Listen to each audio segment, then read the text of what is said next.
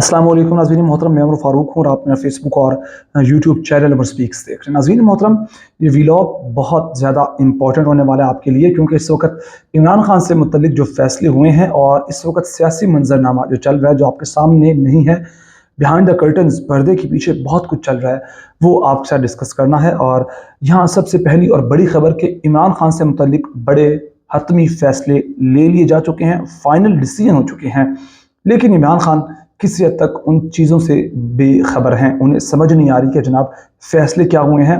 और इस सारे मामले के अंदर जब ये बात कर रहा हूँ, खबर दे रहा हूँ, तो यकीन आपके जहन में एक सवाल पैदा होता होगा कि जनाब वो कौन से फ़ैसले हैं जो इमरान खान से मुतल्लिक ले लिए गए हैं, और अगर लिए गए हैं तो फिर उन पर अमल दरामद क्यों नहीं हो रहा, और अगर अमल दरामद नहीं हुआ तो कब होगा और उसके नताइज क्या आएंगे। ये बड़े अहम तरीन सवाल आते हैं, इस पर बात करेंगे। लेकिन उससे पहले मेरी आपसे रिक्वेस्ट है कि आपने अगर मेरे चैनल को सब्सक्राइब नहीं किया तो प्लीज़ मेरे चैनल को सब्सक्राइब कर लीजिए, बेल आइकन पे क्लिक करें ताकि बर वक्त आपको मेरी वीडियोस मिलती रहें।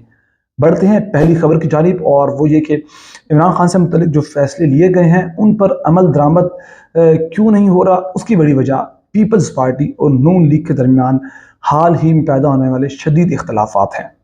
इख्तलाफात इतने शदीद हैं कि मैंने लास्ट वीडियो के अंदर आपको बताया था कि हबीब अकरम ने एक अपना तज्जिया दिया, एंकर ने सवाल किया इस बारे में, तो उन्होंने बताया कि बिलावल भुट्टो जरदारी ने अपने करीबी साथी को बताया कि जनाब यही हालात चलते रहे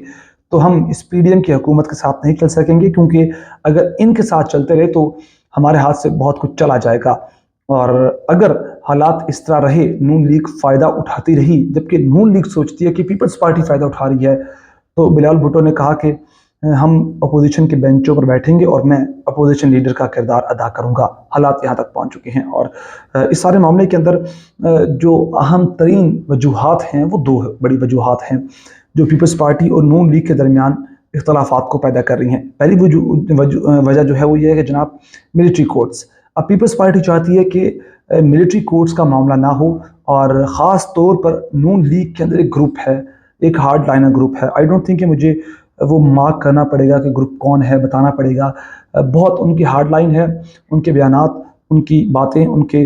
जो प्रोग्राम्स होते हैं या फिर जो अपने जलसों के अंदर जो बातें करते हैं, वही लोग हैं जो चाहते हैं कि इमरान खान का हर सूरत मिलिट्री कोर्ट में मुकदमा चलना चाहिए। लेकिन पीपल्स पार्टी चाहते हैं कि इस तरीके से अगर आप करते हैं, मिलिट्री कोर्ट के अंदर इमरान खान का मुकदमा चलाते हैं, तो एक बात ये कि इमरान खान हीरो बनेंगे, और दूसरी बात ये कि ये एक ट्रेंड सेट हो जाएगा। आज आप इमरान खान के खिलाफ ये मुकदमा चलाते हैं तो आज उन पर बुरा वक्त है, कल को उन पर अच्छा वक्त भी आएगा। वक्त एक सा नहीं रहता, वक्त बदलता है, ये वक्त की नेचर है। और टाइम जब बदलेगा तो फिर जब आप निर्गे में आएंगे तो फिर आप पर भी ये मुकदमे चलेंगे, तब फिर आप सवाल नहीं उठा सकेंगे, उंगली नहीं उठा सकेंगे जनाब ये क्या हो रहा है, क्योंकि फिर कहा जाएगा कि आपने भी तो इमरान खान के खिलाफ मिलिट्री कोर्ट में मुकदमे चलाए थे, लिहाजा ऐसा ना करें।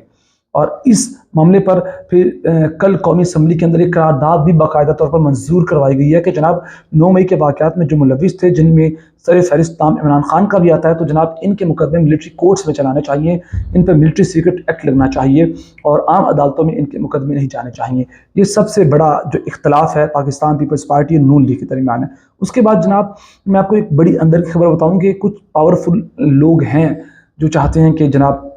इमरान खान का मुकदमा मिलिट्री कोर्ट में ही चले, लिहाजा इस चीज़ से नून लीग फ़ायदा उठा रही है, पीपल्स पार्टी से ऊपर पीपल्स पार्टी के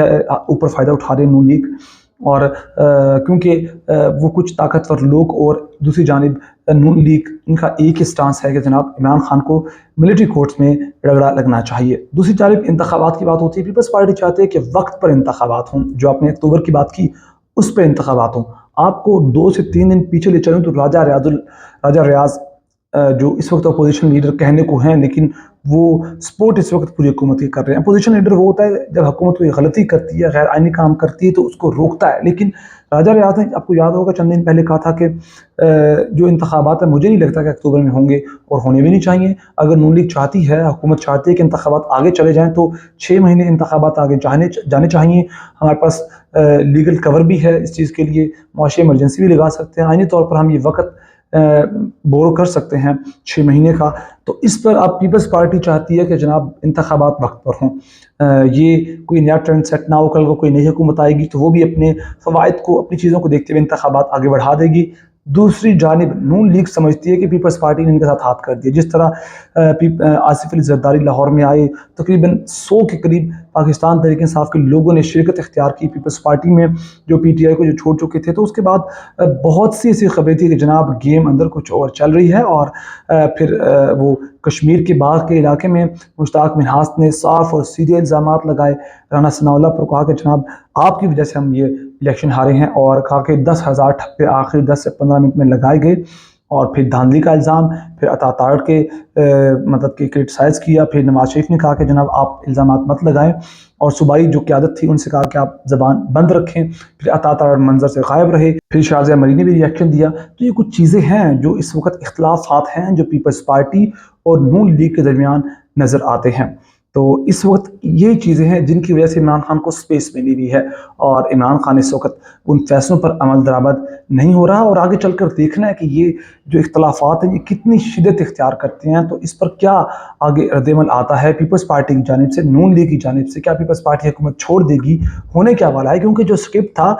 اس سکرپٹ سے جو ریل گاڑی ہے وہ اتر گئی ہے، لہٰذا اس سکرپٹ پر عمل درآمد کرنے کے لیے جو ٹرین ہے اس کو دوبارہ پٹری پہ لانا پڑے گا، اور اس کے بعد شاید پھر عمل درآمد ہو۔ اور اس دوران جناب میں آپ کو ایک اور بڑی خبر دے دوں کہ اس سارے معاملے کے اندر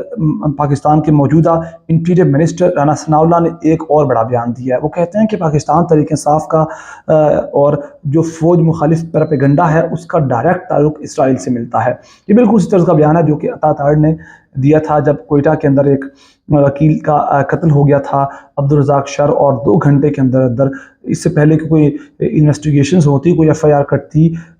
سیدھا الزام عمران خان پر پاکستان تحریک انصاف پر لگایا۔ تو آج یہ رانا ثناءاللہ کا بیان بالکل اسی طرز کا بیان ہے جس کے اندر انہوں نے کہا کہ chairman P T I Imran Khan نے تسلیم کر لیا کہ ان کے پاس اپنے قتل کی سازش کا کوئی ثبوت نہیں۔ چیئرمین پی ٹی آئی تھانہ رمنا اسلام آباد میں درج مقدمے میں شامل تفتیش ہوئے، انہوں نے فوج کے سینئر افسر وزیر اعظم اور مجھ پر قتل کا الزام لگایا، اور وزیر داخلہ نے کہا کہ جے آئی ٹی نے video chairman P T I کو دکھائی تو چیئرمین پی ٹی آئی نے اعتراف کیا کہ میری ہی آواز ہے۔ دوران تفتیش انہوں نے خود کو جھوٹا ثابت کیا، اعتراف کیا کہ تمام بیانات بے بنیاد ہیں، اور وہ کہتے ہیں کہ ان کے پاس کوئی ثبوت نہیں۔ انہوں نے تسلیم کیا کہ الزامات لگانے اور جھوٹ بولنے میں وہ مثالی ہیں، وہ بغیر ثبوت کے الزامات تراشیاں کرنے کے ماہر ہیں۔ یہ باتیں کی گئیں رانا ثناءاللہ کی جانب سے عمران خان کے بارے میں، اور وہ کہتے ہیں کہ پی ٹی آئی نے اور عمران خان نے نوجوان نسل کو فوج کے خلاف گمراہ کیا اور ان کے ذہنوں میں زہر ڈالا۔ وہ پہلے دن سے ہی فاشسٹ شخصیت کے مالک ہیں۔ اس نے ٹائیگر فورس بنائی 9 مئی جیسے واقعات کے لیے ہی تھی، اور چیئرمین پی ٹی آئی نے جب 2014 میں پارلیمنٹ کی توہین کی تو تب بھی ان کے خلاف کارروائی ہونی چاہیے تھی۔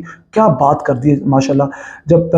سپریم کورٹ کے سامنے جب عدالت لگی تھی، اور پھر وہاں جا کر جب دھرنا دیا گیا تھا، حالانکہ دفعہ 144 تھے اسلام آباد کے اندر، پھر کیسے وہ لوگ آگے انصار الاسلام کے، جے یو ایف کے، اور پھر کیسے دروازے پھلانگ کر عدالت کے جو پرائم منسٹر تھے وہاں داخل ہو کر پھر عدالت کے سامنے دھرنا دیا گیا، مریم نواز بھی وہاں موجود تھیں، اور پھر یہ کس منہ سے اس طرح کی باتیں کرتے ہیں کہ جناب انہوں نے قانون کی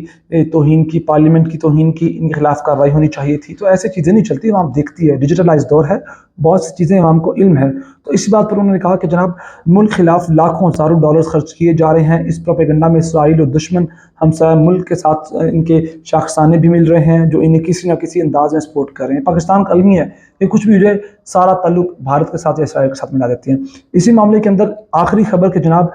اب عدلیہ کو بھی نشانہ بنایا جا رہا ہے۔ جسٹس امیر بھٹی کے جناب داماد، ان کی فیملی جن کا نام علی افضل شاہی ہے، ان کو جب جوڈیشل کمپلیکس میں حاضر ہوئے وہاں سے ضمانت ملی، دوبارہ گرفتار کر لیا گیا۔ بعد میں اسلام آباد پولیس نے کہا کہ جناب ہم نے گرفتار ہی نہیں کیا، وہ اس گرفتاری سے مکر گئے۔ اور اب دیکھنا ایسا ہے کہ اب یہ عدلیہ، اور پہلے تو جناب عمران خان کے ساتھ ان کا نوک جھونک تھی، اب عدلیہ میں مل رہی ہے، عدلیہ کی فیملی جو اعلیٰ ججز ہیں ان کی فیملی کو ہٹ کیا جا رہا ہے۔ اب ایک دفعہ جہاں گرفتار کیا گیا علی افضل شاہی کو، تو ویڈیوز بھی ہیں جب پولیس نے پکڑ کے لے جا رہی ہے، دوبارہ گرفتار کریے، لیکن دوسری جانب اسلام آباد پولیس نے کہا کہ جناب ہم نے گرفتار نہیں کیا۔ اس پر آپ دیکھتے ہیں کہ آئندہ فالو اپ کیا آتا ہے، اس پر آپ بتائیں گے۔ لیکن آخری میں جناب پرویز الہی کی بات، وہ کہتے ہیں، ان کا ایک بیان آیا، وہ کہتے ہیں 10 روز سے جیل میں ہوں، ایک چھوٹا سا کمرہ ہے، بجلی نہیں ہے، پنکھا نہیں ہے، اس گرمی کے موسم میں میری طبیعت خراب ہے۔ ان کی حالت کافی بگڑی ہوئی تھی، لگ بھی نہیں رہا تھا کہ جناب یہ وہ پرویز الہی ہیں۔ ان سے کسی نے پوچھا کہ کیا آپ بھی پاکستان تحریک انصاف کو چھوڑنے جا رہے ہیں؟ تو انہوں نے کہا کہ جناب مجھے تو ملنے نہیں دیا جا رہا، مجھے تو کوئی پریس کانفرنس ہی نہیں کرنے دی جا رہی، ادھر بھی میڈیا سے بات کرنے کی مجھے اجازت نہیں دی جا رہی، آپ میری حالت دیکھ رہے ہیں، اس حالت میں کیا کر سکتا ہوں؟ یعنی کہ ان کا مطلب پھر یا شاید یہ ہو سکتا ہے، سپوز کر سکتے ہیں کہ وہ کہتے ہیں کہ جب مجھے میڈیا سے بات کرنی نہیں دی جا رہی ہے، پریس کانفرنس کی اجازت نہیں دی جا رہی، تو میں کیا پریس کانفرنس کروں گا؟ یعنی کہ اگر انہیں اجازت دی جائے تو کیا وہ پریس کانفرنس کریں گے؟ بڑا اہم ترین سوال ہے۔ اس وقت یہ معاملات ہیں جو کہ شیئر کیے گئے ہیں، اور یہ ویڈیو اگر آپ کو پسند آئی تو پلیز چینل کو سبسکرائب کریں، اپنا بہت سارا خیال رکھے گا، حمید و یاد رکھے گا، اللہ نے کے بعد۔